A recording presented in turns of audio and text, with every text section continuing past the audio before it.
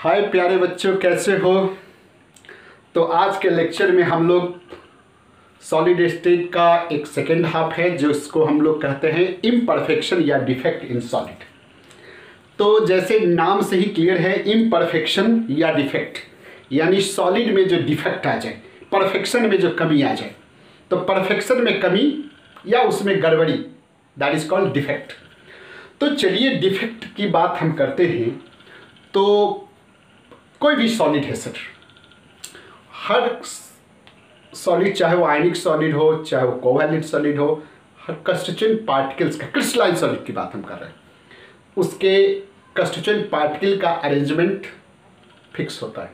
कहाँ होना चाहिए वो है किसी कारणवश, कारण जो भी हो हम डिस्कस करते हैं, किसी कारणवश उसके पोजीशन में गड़बड़ी हो जाए, नहीं उसके कंस्टिट्यूएंट पार्टिकल में गड़बड़ी हो जाए, उसका पोजीशन क्या हो जाए, जहाँ होना चाहिए वहाँ ना हो जाए, कुछ इधर का पार्टिकल उधर चला जाए, कोई बाहर का पार्टिकल अंदर चला जाए, नहीं किसी टाइप का गड़बड़ी हो जाए, तो दिस इज कॉल्ड इम्परफेक्शन या डिफेक्ट। तो चलिए हम लोग लिखते हैं any departure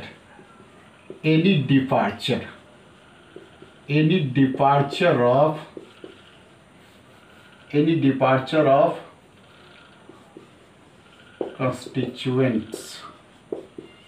constituent atom, particle भी लिख सकते हैं, कंस्टिट्यूएंट एटम या ions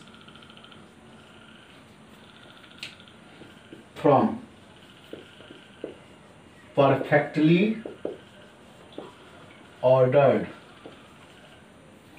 ordered arrangement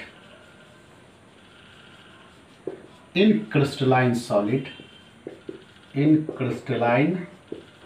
solid is called defects।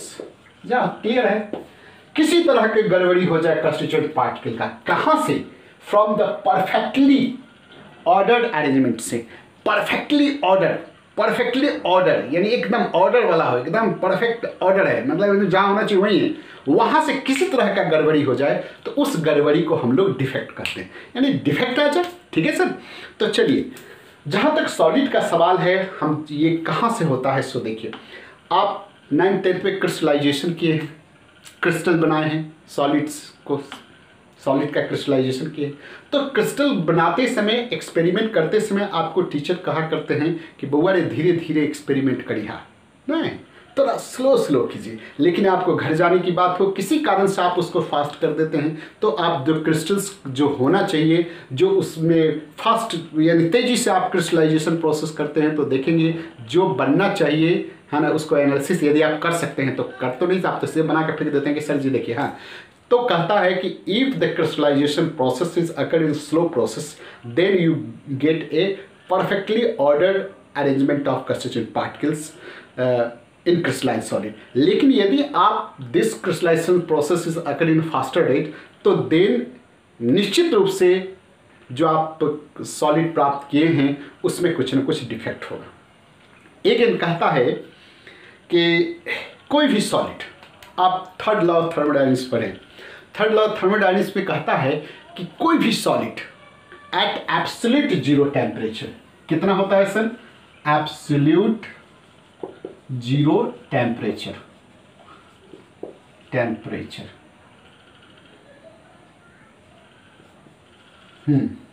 कितना है, -273.15 डिग्री सी, जिसको आप जीरो केल्विन कहते हैं। इस पर consider to be perfectly ideal, consider perfectly ideal crystals आप कहते हैं कि ये मेरे पास आइडियल क्रिस्टल्स है। क्यों आइडियल क्रिस्टल्स होता है, क्योंकि थर्ड लॉ के हिसाब से यहाँ इंट्रॉपी क्या है, consider to be zero. Entropy तो आप जानते हैं सर क्या है, इंट्रॉपी का मतलब क्या है, हिलना डुलना, नहीं। हाँ, इंट्रॉपी का मतलब degree of randomness, degree of disorderness माना गया है कि जीरो है। आप एब्सोल्यूट जीरो टेम्परेचर का बारे में आप वहाँ पढ़े हैं, कहाँ पढ़े हैं, आप स्टेट ऑफ मैटर में पढ़े हैं कि किसी गैसियस स्टेट को ये एब्सोल्यूट जीरो दिया जाए तो वो गैसियस स्टेट या liquid state, gaseous state, liquid state या सॉलिड स्टेट में चेंज हो जाता है। और उस समय उसका जो कॉन्स्टिट्यूएंट पार्टिकल्स है उस माना जाता है कि वो एकदम आइडियल कंडीशन में है और वहाँ इंट्रोपी, उसमें कोई डिग्री ऑफ डिसऑर्डरनेस नहीं है। आप ये भी बात जानते हैं कि सॉलिड में क्या होता है, ट्रांसलेटरी मोशन नहीं होता है, वाइब्रेटरी मोशन तो होता है ना।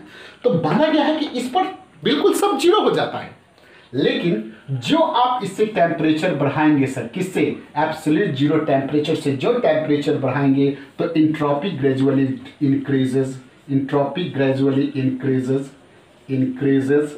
और ये इंट्रोपी जो आप बढ़ा रहा है, एक निश्चित रूप से आप इस परिस्थिति में जो आप टेम्परेचर इससे बढ़ाना शुरू करेंगे तो आप निश्चित रूप से you never get a perfectly 100% pure substance, और उसमें कुछ ना कुछ निश्चित रूप से डिफेक्ट आ जाएगा। यानी एबव दिस टेम्परेचर इसमें निश्चित रूप से कुछ ना कुछ डिफेक्ट आ जाएगा, यानी इम्परफेक्शन इन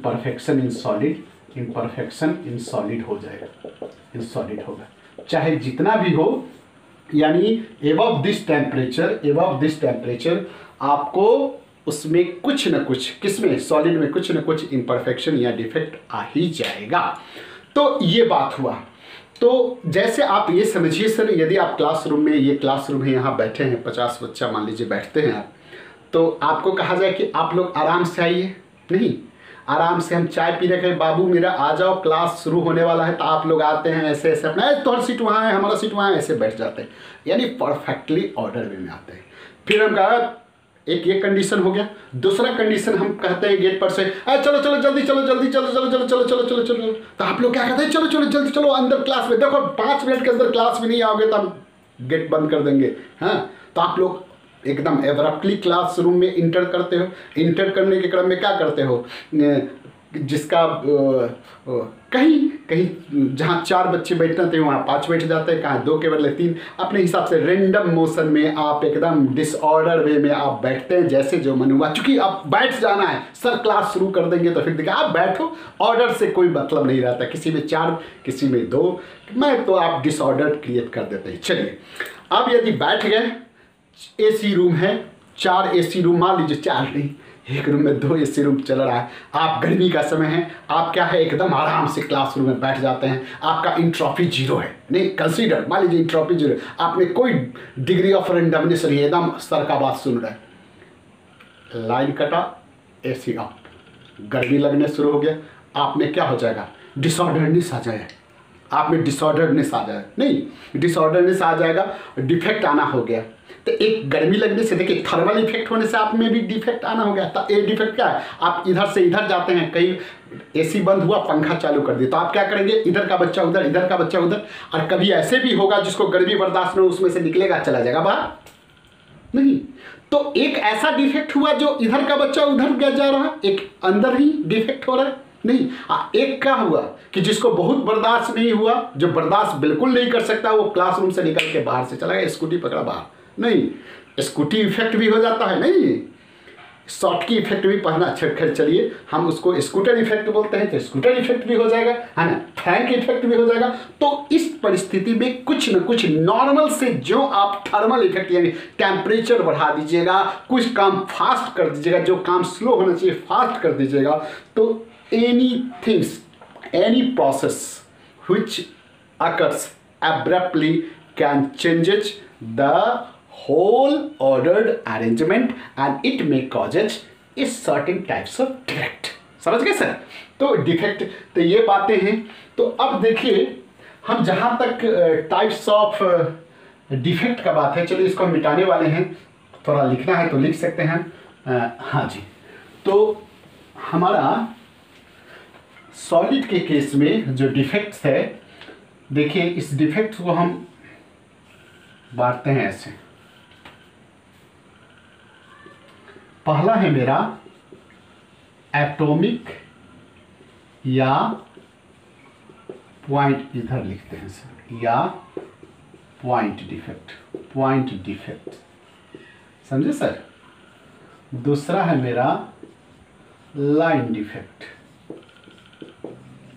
और एक और होता है सर, जब आप बीएससी एमएससी में जाइएगा और कहीं से दुर्भाग्य से आपको रसायन विज्ञान पढ़ने का मौका मिल गया, तो वहाँ आपको मिलेगा इलेक्ट्रॉनिक इफेक्ट।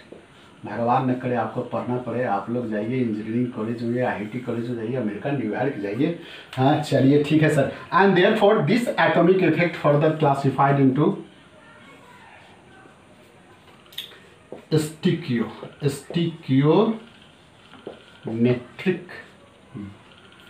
स्टिकियोमेट्रिक पॉइंट डिफेक्ट या स्टिकियोमेट्रिक डिफेक्ट, फिर नॉन स्टिचियोमेट्रिक,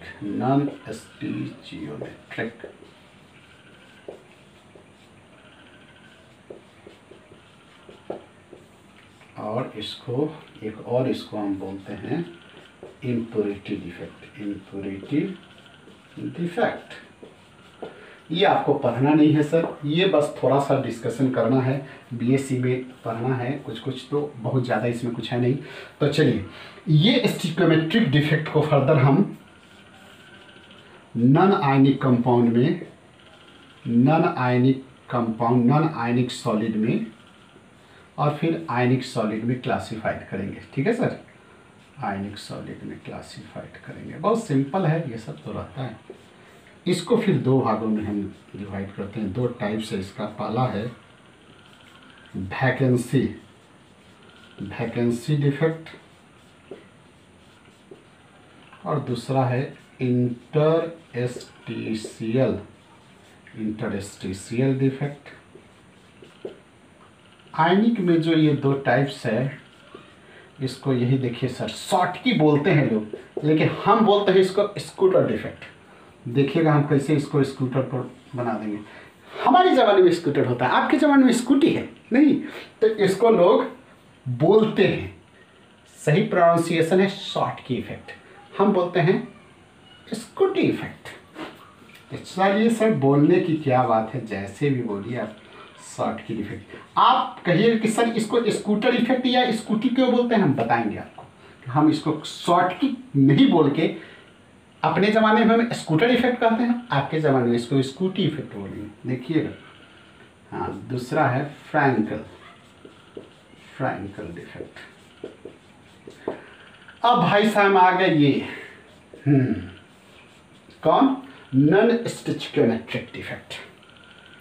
इसमें देखिए सर, इसमें है metal ion excess non stoichiometric defect, और दूसरा होगा metal ion deficiency.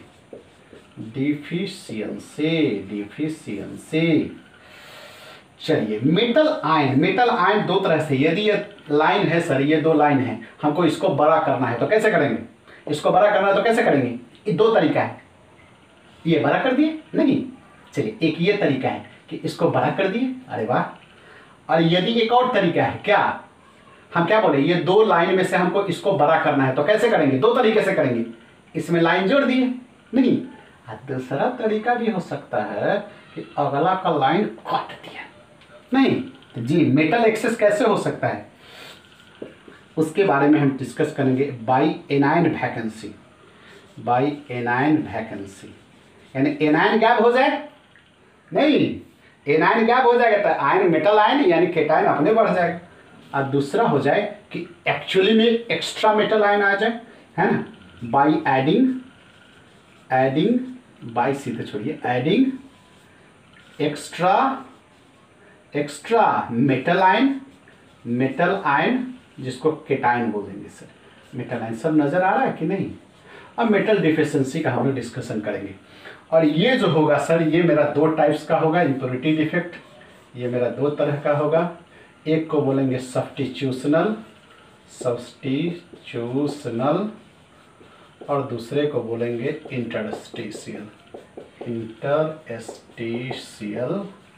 Impurity defect. तो इतना सारा मेरा डिफेक्ट है और बारी बारी से इस सारे डिफेक्ट का हम लोग को डिस्कशन करना है।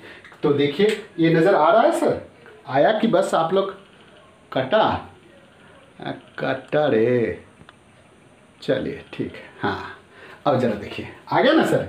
तो देखिए ये एटॉमिक और पॉइंट डिफेक्ट कहता है कि कंस्टिट्यूएंट पार्टिकल्स, मान लीजिए यहाँ है, थोड़ा थोड़ा हम समझा दे सर। ये कंस्टिट्यूएंट पार्टिकल्स है, देखिए ये पार्टिकल्स है, ये पार्टिकल्स है।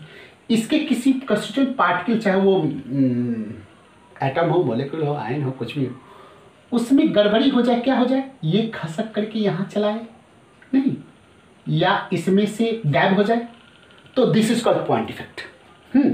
और जब पॉइंट डिफेक्ट ज़्यादा हो जाए, क्या हो जाए, मैंने इसमें भी गड़बड़ी हो जाए, इसमें भी गड़बड़ी, यानी पूरा रो लाइन में गड़बड़ी हो जाए, पूरे के पूरे एकदम आलू सड़ जाता है ना, तो एक आलू सड़ा फेंक दो, अगर सड़ पता चलेगा पूरे सड़ गया, तो पूरा का इसे cut, that is line defect, है ना। तो पूरे लाइन में हो जाए तो पॉइंट डिफेक्ट। और एटॉमिक डिफेक्ट का मतलब किसी कंस्टिट्यूएंट पार्टिकल दिस में भी एटम मॉलिक्यूल आयन, वहाँ कुछ टाइप का गड़बड़ी, वहाँ गड़बड़ी क्या हो कि उस पार्टिकल अपने लैटिस साइड से छोड़ करके बीच में चला जाए, या अपना लैटिस साइड छोड़ करके, यानी मन करेगा तो इसमें से चलेगा, तनका चलो भाई तनका घूम लेते हैं, नहीं कहाँ चले, यहाँ वॉइड सब रहता है, चलो वॉइड में जाके देखते हैं, वहाँ जाके कब देखते हैं, वहाँ जगह रहेगा तब ना, उसके साइज का रहेगा तो वहाँ जाके बैठ जाएगा, चलो वहाँ घूम लिए। कभी मन करेगा दूर यार यहाँ जगह नहीं, चलो तनका मोती चलो पार्क को घूम के आते हैं, तो किसमें से निकल घूमने भी चला जाता है, नहीं। तो किसी तरह के कंस्टिट्यूएंट पार्टिकल का जहाँ लैटिस साइट है, उस लैटिस साइट से आप इंटरस्टिशियल साइट में चला जाए, या पूरे के पूरे इस लैटिस साइट को छोड़ करके पूरे क्रिस्टल से ही बाहर हो जाए, तो एटॉमिक डिफेक्ट या पॉइंट डिफेक्ट, यानी कहीं पॉइंट पर अगर गड़बड़ी हो। और लाइन डिफेक्ट का मतलब क्या है, it when the point defect involve in A complete line, है ना, ये कंप्लीट लाइन में हो तो this is called line defect है। उसके बाद डिस्कशन अब कहता है स्टिक्योमेट्री डिफेक्ट, यानी पॉइंट डिफेक्ट होने से क्या होता है, कोई किसी सॉलिड का जो ऑर्डर्ड अरेंजमेंट है, यानी उसका आइडियल केमिकल फार्मूला है, वो गड़बड़ी ना हो, यानी stoichiometry of ionic stoichiometric of solid remain constant, यानी डिफेक्ट होने से इसके आइडियल केमिकल फार्मूला में कोई गड़बड़ी ना हो। जैसे मान लीजिए कि यहाँ ए है और बी है, दोनों एक साथ निकल जाए, कोई गड़बड़ी नहीं होगा, नहीं। यहाँ ए प्लस है और बी माइनस है, एक साथ गायब हो जाए, कोई फर्क नहीं पड़ता है। और यहाँ ए को गायब हो, जो गायब नहीं हो, नहीं, ए प्लस गायब हो और बी माइनस गायब नहीं हो, है ना। और न्यूट्रलिटी मेंटेन हो जाए, कैसे हो जाए, मान लीजिए कि यहाँ प्लस वाला है तो कोई प्लस वाला हो जाए, है ना, किसी कारण से हो जाए, लेकिन आयन और केटाइन का संख्या नंबर में तो गड़बड़ी हो जाए, तो वो होगा नॉन स्टिक्योमेट्री, नहीं, नॉन स्टिक्योमेट्री डिफेक्ट हो जाए। तो और इम्प्योरिटी डिफेक्ट में क्या हो कि कोई बाहर से आ जाए, नहीं, इम्प्योरिटी हो जाए। जान लीजिए सर, डिफेक्ट का मेनली दो कारण है, डिफेक्ट का मेनली दो कारण आप जैसे defect mainly occurs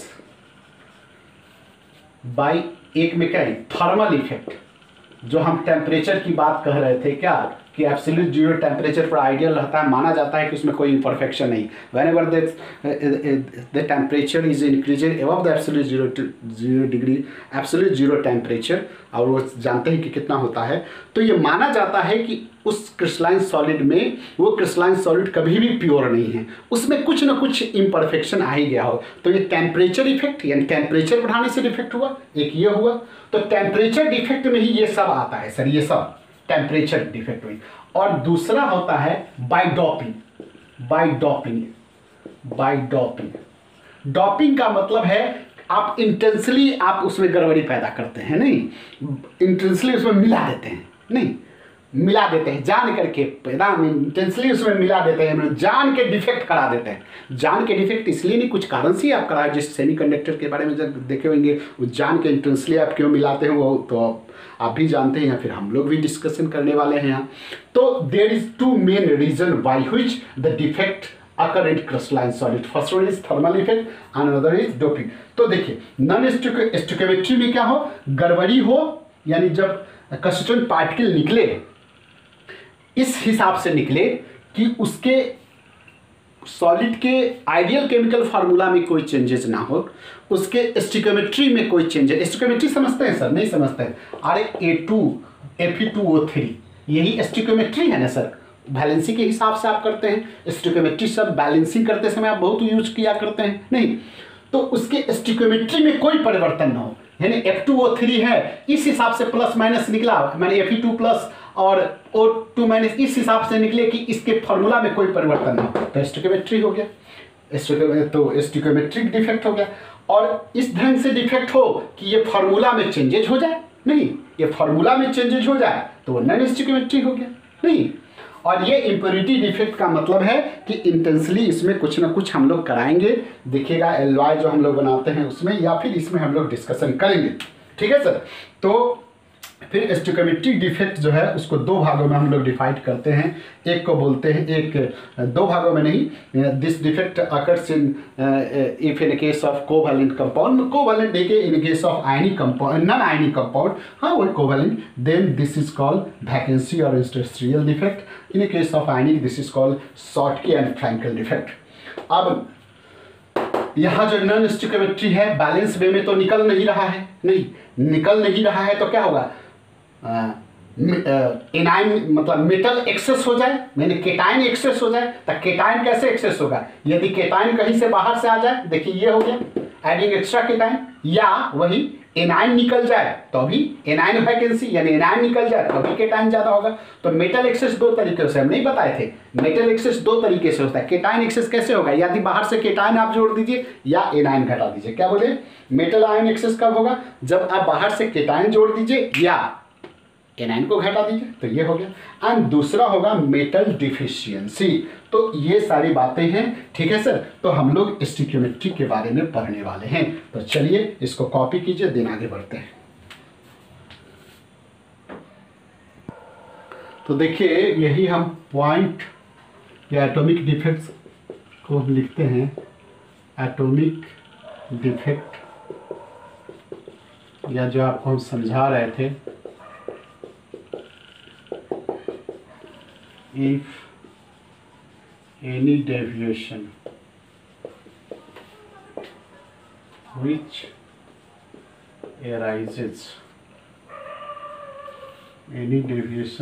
arises in perfectly ordered arrangement of constituent atom या ions from lattice site. Lattice site समझते हैं, लैटिस साइट से के ऑर्डर अरेंजमेंट में किसी तरह का डेविएशन हो जाए, नहीं any deviation which arises in perfectly order arrangement of constituent atom और ion from the lattice side. Lattice side का जो रेगुलर अरेंजमेंट है, परफेक्टली ऑर्डर अरेंजमेंट, उसके उसमें किसी तरह का डेविएशन हो जाए। और लाइन को भी लिख लीजिए, लाइन डिफेक्ट क्या है, it arises in a deviation इन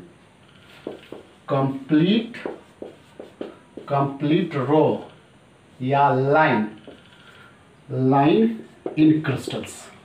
हाँ, पूरे लाइन या रो में गड़बड़ी आ जाए, यानी इसी एटॉमिक का थोड़ा एक्सटेंडेड पार्ट हो जाए, ज़्यादा हो जाए, तो ये हो गया। तो हम एटॉमिक या पॉइंट डिफेक्ट को दो भागों में डिवाइड करते हैं, या तीन भागों में डिवाइड करते हैं, पता है, जिसमें हम लोग को पहला पढ़ना है क्या चीज़, स्टोइकियो, चलिए सर, स्टोइकियोमेट्रिक डिफेक्ट। सर इसका दो और नाम है, स्टोइकियोमेट्रिक डिफेक्ट को हम लोग इंट्रिंसिक डिफेक्ट भी कहते हैं, और इसको थर्मोडायनेमिक डिफेक्ट भी कहते हैं, थर्मोडायनेमिक डिफेक्ट भी कहते हैं, ठीक है सर, थर्मोडायनेमिक डिफेक्ट। तो क्या है, in such atomic defect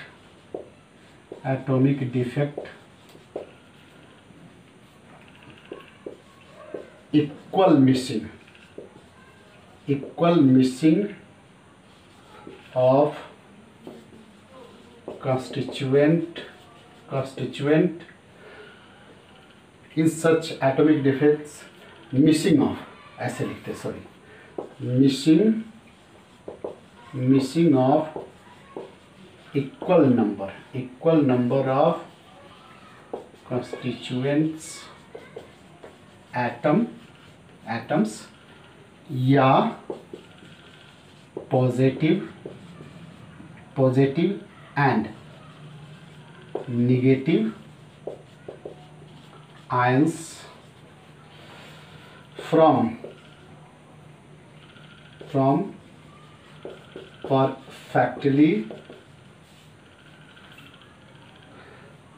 perfectly ordered arrangement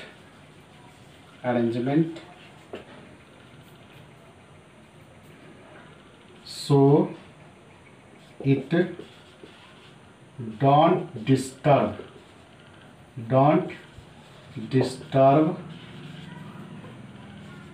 stoichiometry of crystals according to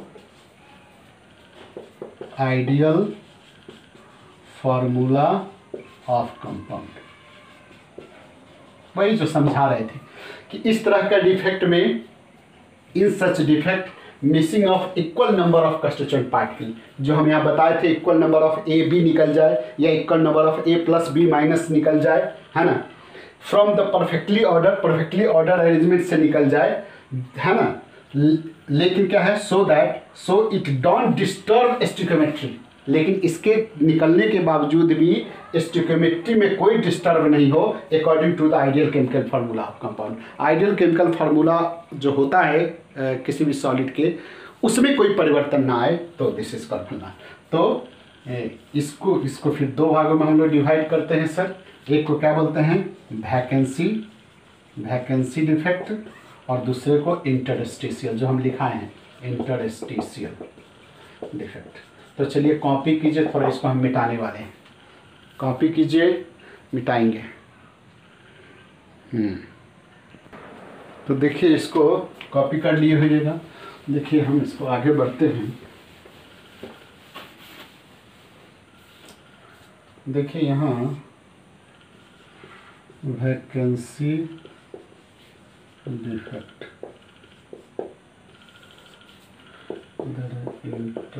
interstitial defect,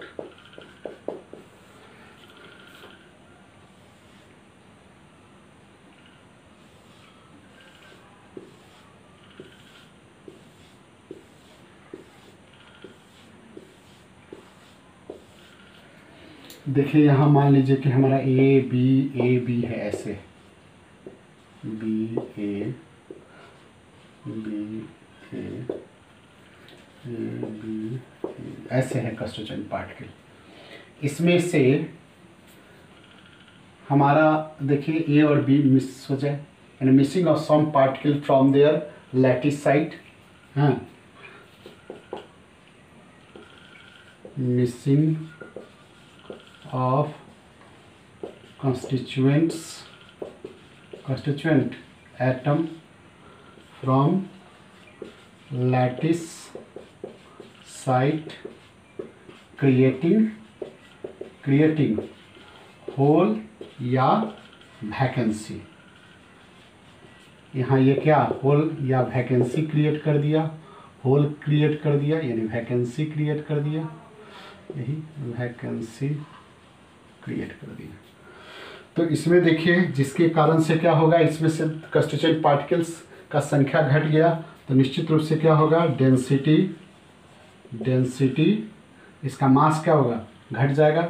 तो निश्चित रूप से क्या हो जाएगा, डेंसिटी या मास क्या हो जाएगा, डिक्रीजेस हो जाएगा ना सर, सीधा है सर, घट जाएगा तो decreases while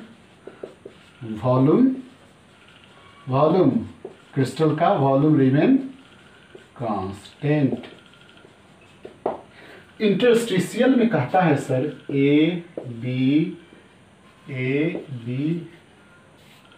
B A B A B A B, ऐसे हम बना दिए, ऐसे ऐसे देखिए, ऐसे बना दिए। आप जानते हैं कंस्टिट्यूएंट, ये लैटिस साइट है, लैटिस साइट आप जानते हैं। तो यहाँ इसको क्या बोलते हैं, इसको वाइट्स बोलते हैं। यहाँ कहीं से एक्स्ट्रा मान लीजिए कि हमारा आ जाए, कंस्टिट्यूएंट पार्टिकल आ जाए, है ना, ये एक्स्ट्रा कंस्टिट्यूएंट पार्टिकल आ जाए, कंस्टिट्यूएंट्स पार्टिकल आ जाए, नहीं, यानी क्या है, extra constituents particle occupied in interstitial site आ जाए। ठीक है सर। तो निश्चित रूप से इस कारण से हमारा क्या होगा, डेंसिटी या मास हमारा क्या हो जाएगा, इंक्रीज कर जाएगा, समझे सर, इंक्रीज कर जाएगा। देखिए सर नोट, ये आपका, ये बात हम एनसीईआरटी के आधार पर बोल रहे हैं। कुछ साहेब लोग का कहना है कि ये जो हमारा क्रिस्टल्स है, इसमें ये ए बी मान लीजिए, जैसे हम लिखते हैं बी ए, तो कहता है इसी का क्रिस्टल्स, माने इसी लैटिस साइट का, उसके ओन क्रिस्टल्स का लैटिस साइट का कंस्टिट्यूएंट पार्टिकल्स एटम, वो अपने लैटिस साइट को छोड़ करके और कहाँ पर आ जाता है, इंटरस्टिशियल साइट पर आ जाता है। दैट्स वाई इसमें कहता है डेंसिटी रिमेन अनचेंज। कुछ साहेब लोग इसको ऐसे भी बताते हैं, ठीक है सर, कि सेम क्रिस्टल का कंस्टिट्यूएंट पार्टिकल अपने लैटिस साइट को छोड़ करके इंटरस्टिशियल साइट में चला जाता है। तो स्वाभाविक है, ये खुद का संपत्ति है, नहीं वहाँ से बैठ करके यहाँ आ जाए तो इसमें डेंसिटी पर क्या फ़र्क पड़ेगा, कोई फ़र्क नहीं पड़ेगा। लेकिन आपका एनसीईआरटी ये कहता है, तो आपको हमको क्या बोले सर, आपको किसका बात मानना चाहिए, तो आप खुद समझ रहे हैं। लेकिन हम बता दिए सर, मैक्सिमम लोग ऐसे भी बोला करते हैं, लेकिन ऐसे एनसीईआरटी में है, ऐसे कुछ लोगों का विचार है। तो ये है मेरा क्या सर,